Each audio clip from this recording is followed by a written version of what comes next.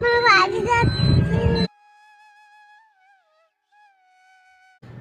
Morning, কেমন আছো সবাই? সকাল সকাল আজকে ব্রেকফাস্ট সেরে রেডি হয়ে যাচ্ছি একটু ওর বাবার দোকান। ওর বাবার দোকান যেতে গিয়ে রাস্তায় দেখো একটা টি ফ্যাক্টরি পড়ে। এই যে এটা দেখছো, এটা একটা টি ফ্যাক্টরি। এখানে চা তৈরি হয়, বাগান থেকে চা পাতা তুলে নিয়ে এসে এখানে আনা হয়, তারপর আমরা ঘরে যেমন চা ইউজ করি সেটা এখান থেকে আসে। এই ক্ষেতগুলো দেখছো সব কিন্তু ধান লাগানো হয়েছে।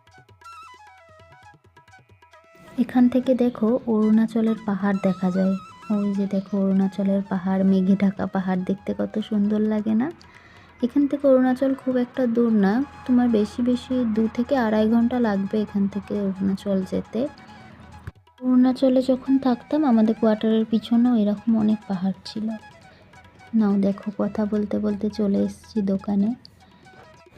আসলে আজকে দোকানে এসেছি, ওর বাবা একটা মেশিন নিয়েছে। ওই মেশিনটা মানে মেয়ের হাত দিয়ে প্রথম চালু করবে, তাই তাই মেয়ে একটু সবাইকে সিঁদুরের টিকা দিয়ে মেশিনটাতে একটু টিকা দিয়ে এখন মেশিনটা একটু চালাচ্ছে।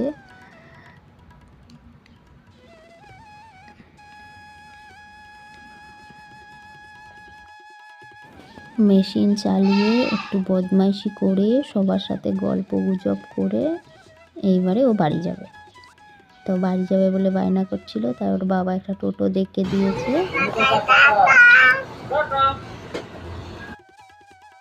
সকল আলাপ আলোচনা সেরে টাটা দিয়ে এখন ম্যাডাম চললেন টোটোতে।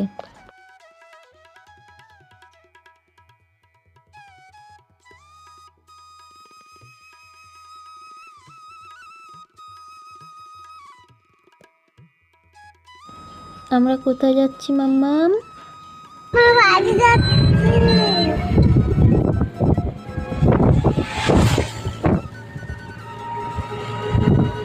এখানে রাস্তার ধারেই অনেক চা পাতা বাগান দেখা যায়।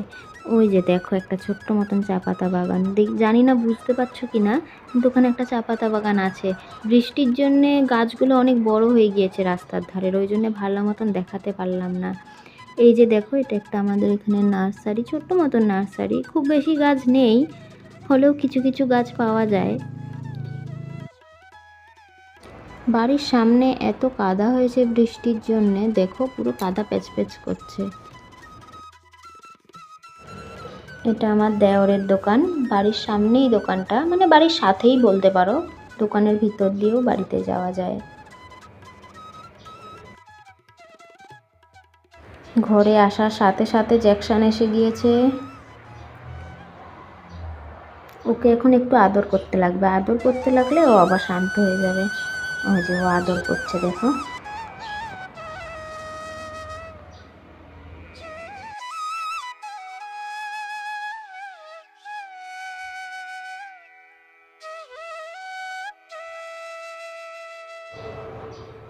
ওকে টাটা, আজকের ভিডিও এই অবধি।